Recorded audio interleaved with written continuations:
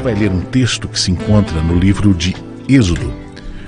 Essa mensagem fala para nós, no contexto da realidade que vivemos hoje, sobre como se comportar quando o perverso governa. Como se comportar quando o mundo está em guerra. Como se comportar quando tudo ao redor são declarações de morte, de juízo, de manipuladores que manipulam a história e as pessoas, que oprimem, que trazem sobre as pessoas opressão. Como é que eu e você podemos nos comportar em dias semelhantes a esses dias que as Escrituras declaram no livro de Êxodo, capítulo de número 1 e 2. A Bíblia diz que José havia morrido e se ergueu um faraó, um homem poderoso, o governador do Império Egípcio e que governava todo o sistema daquela época. E o povo de Deus estava debaixo do domínio deste homem. Esse novo rei que se levanta, ele não conhecia José, porque José já tinha morrido e agora esse novo rei havia se levantado e ele não tinha se atentado para a história e para o povo que estava ali no meio do povo de Israel e da história de José. E ele olhou e viu o povo de Israel prosperando.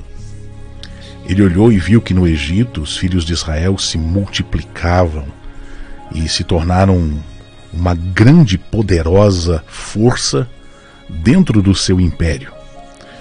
Então esse faraó astuto, esse homem perverso, de maneira astuta, perversa, maquiavélica, ele resolve agir aos olhos dele de maneira sábia e diz assim: para que eles não se multipliquem e não aconteça de eles se levantarem contra nós e nos destrua, a gente vai fazer o seguinte: a gente vai colocar tributos financeiros e vamos afligi-los com carga, com jugo, e vamos fazê-los construir cidades celeiros.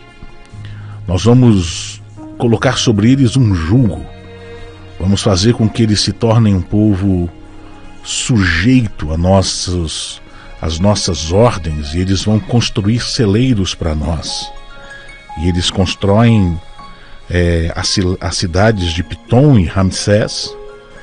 E a Bíblia nos diz que essa tirania de Faraó, ela é compassada, ela vem como um projeto de guerra, de conquista, como a gente está vendo lá com o pessoal da Rússia dominando o território da Ucrânia. Eles vêm com essa intenção de conquistar, dominar, subjugar. E Faraó está com a mesma ideia. Ele vem subjugando, aí chega ao ponto deles afligirem o povo, escravizarem os filhos de Israel e fazerem o povo servir com dura aflição no campo, no trabalho, e amargarem a vida dos filhos de Israel.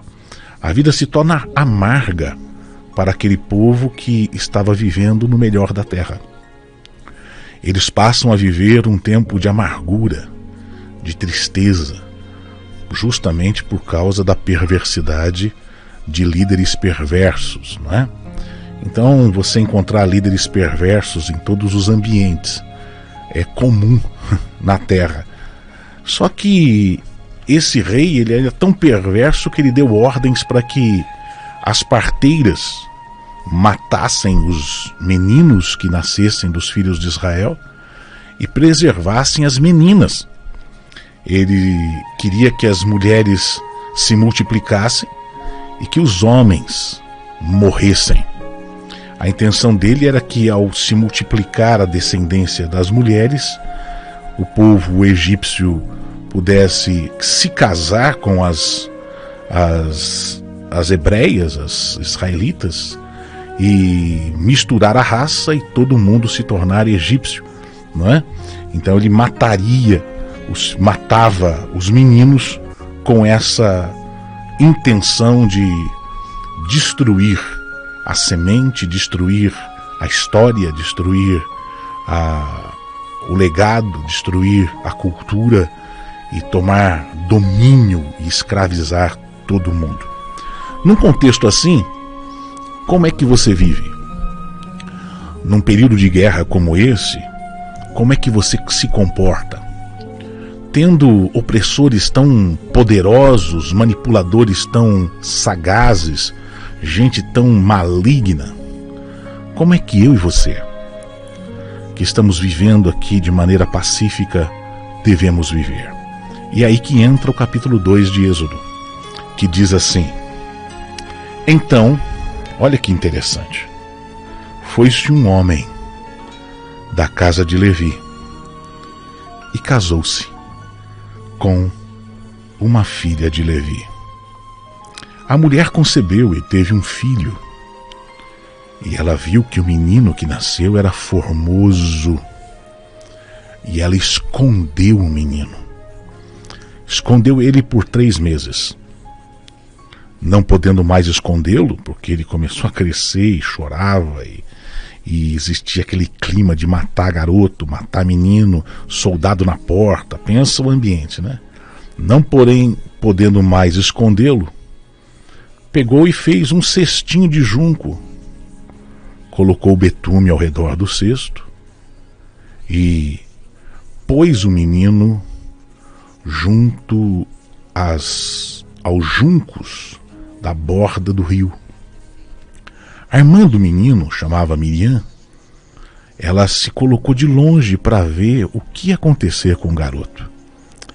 Então a mãe de Moisés pega o garotinho, coloca ele no cestinho, coloca a menina para ver o que vai acontecer, e a menina fica de longe observando, e justamente nesse horário, a filha do faraó, ela desce até o rio Nilo, ela com as suas donzelas, ela com as suas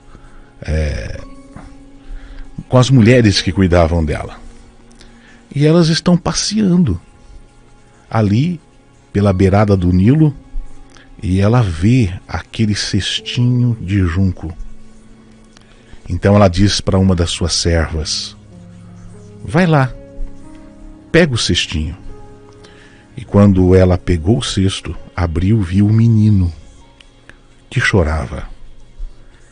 E ela, olhar o rostinho de Moisés, sentiu compaixão e disse assim: este é um menino dos hebreus. Então a filha de Faraó disse para as suas... ela disse o seguinte: eu vou chamar uma das mulheres hebreias para que crie esse menino para mim. E olha só o que aconteceu. E a menina que estava ali observando, ela se apresenta e diz assim: eu sei, foi a moça e chamou, eu sei que existe uma mãe que pode cuidar do seu menininho. E disse a irmã, a filha de Faraó: eu irei chamar uma ama para você, que crie o menino. E a filha do Faraó disse assim: vai. Foi a moça e chamou a mãe do menino. Então disse a filha de Faraó: leva esse menino, cria ele para mim. Eu vou pagar para você criar.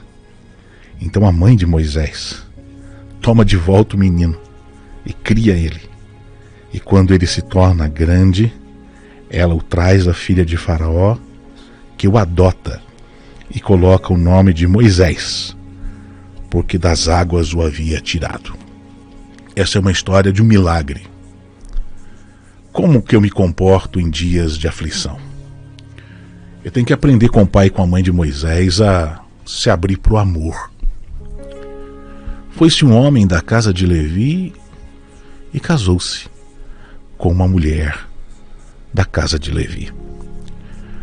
A gente, em dias ruins, de amargura e de aflição, precisa se abrir para o amor. Se abrir para se relacionar com o próximo em amor. Aqui no caso, eles se casam, eles se unem, eles criam família, eles criam um ambiente de amor no meio da guerra, um ambiente que é um lar, no meio das desconstruções impostas pelos perversos manipuladores. O pai e a mãe de Moisés estão abertos para amar. Eu queria convidar você a fazer do ambiente da sua casa um ambiente de amor, um ambiente dos seus relacionamentos, um ambiente de amor, um ambiente onde você se encontra, um ambiente de amor, onde você se abra para relacionamentos que não são tóxicos, manipuladores, perversos, mas se abra para conhecer alguém, para investir em alguém, para sonhar com alguém, para criar projetos divinos no meio do caos, da guerra, da dor, da aflição. É isso que o texto está falando. Eles decidem no coração que a amargura, os chicotes de Faraó, as sentenças de morte, as manipulações impostas, as guerras que sobrevêm, um futuro incerto, que isso tudo não venha afetá-los.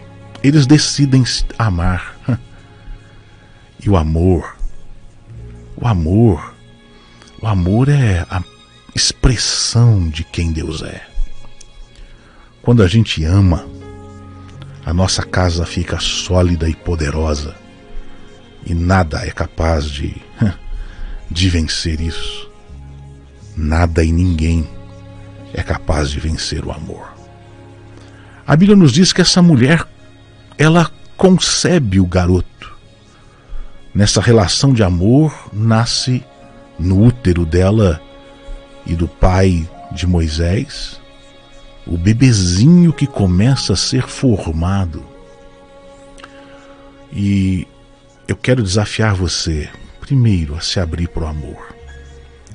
Segundo, em tempos de guerra e aflição, a ser alguém que se abre para sonhar e ter esperança.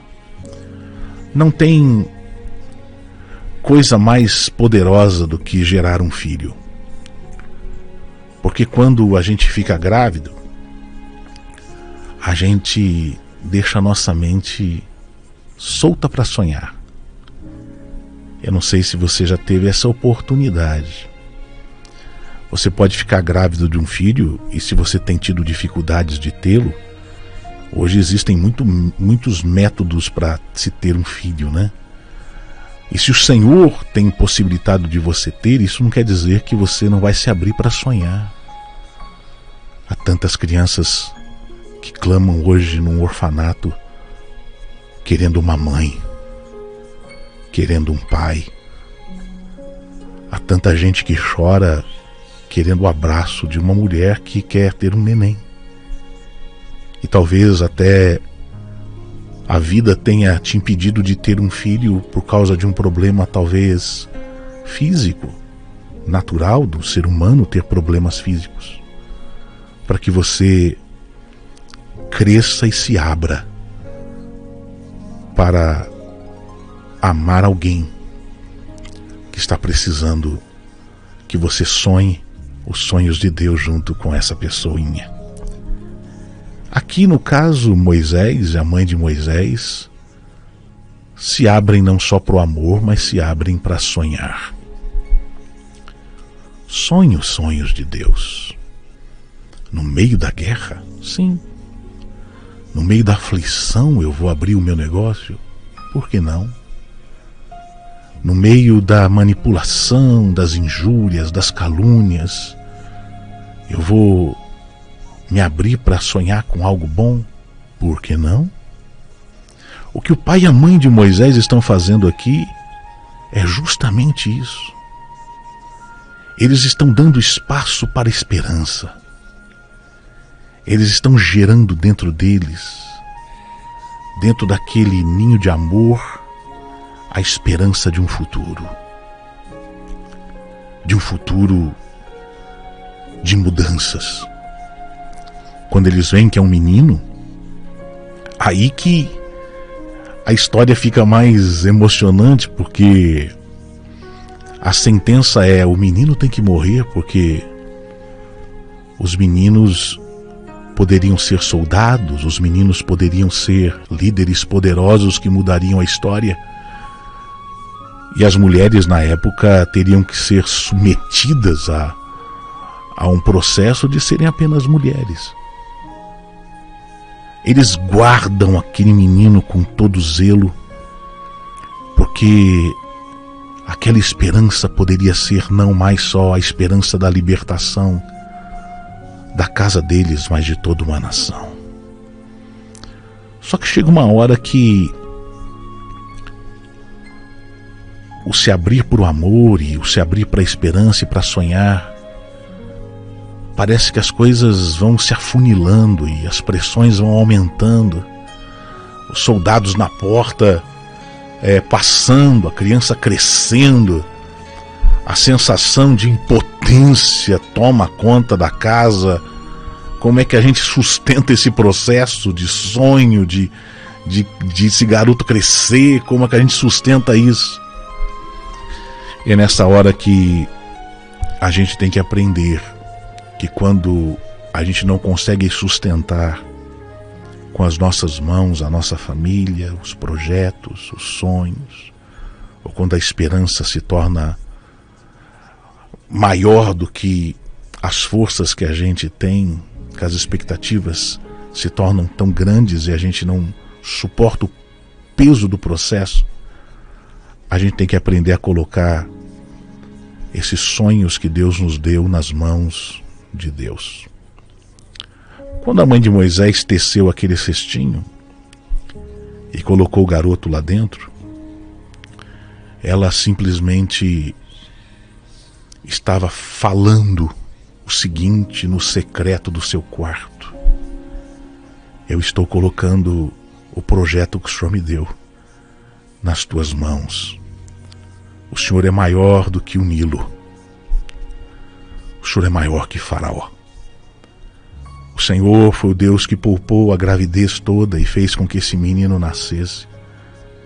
E eu quero colocar este sonho, essa esperança nas tuas mãos. E as mãos de Deus, elas não estão encolhidas. Muito pelo contrário, elas estão estendidas para ouvir o nosso clamor e para nos abençoar. Quando a mãe colocou aquele cestinho na mão de Deus, Deus soprou o cestinho e o conduziu ali, aos pés do palácio. Porque Deus faz as coisas cooperarem para o nosso bem, mesmo quando parecem serem perdas poderosas. Você já imaginou?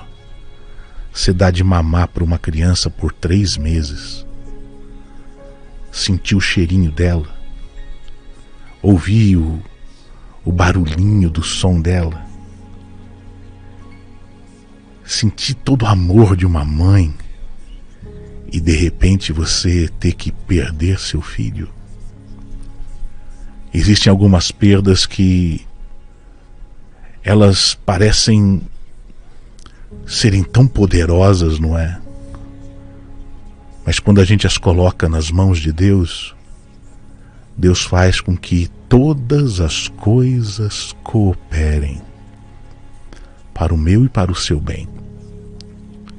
É como se uma onda batesse, um vento soprasse, uma situação instigasse o coração daquela filha de Faraó para ela sair naquele horário e encontrar o garotinho.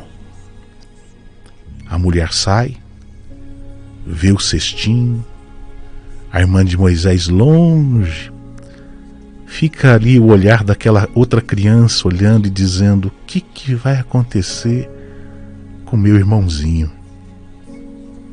Mas mais do que o olhar de Miriam, aquele projeto tinha os olhos de Deus sobre ele. A mão de Deus estava ali. E a Bíblia nos diz que no encontro da vida, aquela mulher poderosa diz: é um dos hebreus, um menininho. E seu coração se enche de compaixão. Porque Deus faz o coração dos reis se inclinarem quando a gente ora e confia. Quando a gente coloca os nossos projetos nas mãos de Deus, até o adversário trabalha para nos favorecer. Existe um mistério em Deus, no amor dele por mim e por você, querido ouvinte. É um Deus que trabalha a favor daqueles que nele esperam. É um Deus que se movimenta a meu e a teu favor, ainda que a dor esteja grande. Ele está trabalhando por você. O coração daquela mulher se enche de compaixão e diz: o que eu vou fazer? Como é que eu resolvo isso? Então a menininha que estava ali olhando se aproxima e diz: eu posso te dar uma solução. A senhora quer que eu chame uma mulher aí, uma hebreia, para cuidar desse garotinho? Ele pode ser teu filho. Você pode ser uma mãe. Ah, faz isso sim, garota. Vai lá. E Miriam sai correndo, chama a mãe. Mamãe, imagina a alegria dela. Vem cá. Olha o que Deus fez. Eu quero dizer para você que tem uma boa notícia chegando na porta da sua casa. Que tem notícias de Deus vindo em direção aos sonhos que se tornaram dores na sua vida. Ela chega talvez toda sorridente dizendo: mamãe, vem cá, olha o que Deus fez. Como Deus é bom. E vai lá. A Joquebede se aproxima e aquela mulher poderosa diz: eu vou pagar para você um salário. Você é escrava, mas a partir de hoje você não vai mais estar debaixo de chicotes e tirania. A partir de hoje vai ter soldados não te ameaçando, mas eles estarão na porta da sua casa guardando o seu sonho, o seu bebê, que será meu filho. A partir de hoje você vai ter renda para poder estar guardando o que Deus me deu. E aquele lugar de fé, de amor, de esperança, que foi visitado por uma dor momentânea e passageira, agora recebe uma graça poderosa de Deus. Passa um tempinho, ela entrega Moisés nas mãos da filha de Faraó, porque ela tinha aprendido que o melhor lugar para deixar os sonhos e projetos é nas mãos de Deus, do Deus que trabalha na história e a meu e a seu favor. Você, mulher, dia da mulher hoje, né? Que você possa se abrir por amor. Você, homem, que você possa se abrir por amor. Que a sua casa, que o seu lar seja um lugar de esperança, onde os sonhos de Deus se manifestem. E que vocês possam ter como mais precioso esse ambiente e mais acolhedor esse ambiente de fé, e um lugar precioso para vocês. E que aí onde vocês estão, vocês aprendam a confiar mesmo diante das lutas e adversidades, mesmo diante das ameaças e da tirania, mesmo diante das impossibilidades, da dor, da amargura, das batalhas, a confiar seus filhos, a confiar sua família, a confiar o seu futuro, a confiar os seus projetos nas mãos de um Deus que ama e que trabalha a favor de quem nele espera. É tão simples. As Escrituras nos deixam essa história para que a gente olhe para ela e veja Jesus. Porque Jesus é o Deus do amor. E que hoje você possa abrir seu coração para Jesus e entregar a tua família, entregar os teus sonhos, entregar a tua vida nas mãos do Senhor Jesus, porque eu sei que Ele está trabalhando e o futuro disso vai ser um futuro de glória, um futuro de paz, um futuro de libertação, um futuro de honra, um futuro que a história vai contar de que Deus agiu a teu favor. Ouça essa palavra, ouça essa voz que fala com você hoje. É só você se abrir para o amor, sonhar os projetos que tenho para você e confiá-los nas minhas mãos, porque eu, Jesus, trabalharei e edificarei uma casa e um lar de paz, no nome de Jesus. Deixa eu orar por você, Pai. Que o Espírito da vida possa visitar cada um dos meus ouvintes e que a palavra do Senhor sustente o teu povo nesses tempos de aflição, dor, perturbação, intrigas, guerra. Que os teus filhos possam experimentar a beleza de que é viver os planos que o Senhor tem para nós. Sermos homens e mulheres que se abrem para o amor, homens e mulheres que estão abertos para a esperança, cheios de fé, que confiam no Senhor, acreditando que o mais o Senhor fará. Eu assim abençoo o teu povo, que venha sobre eles paz, no nome de Jesus. Amém.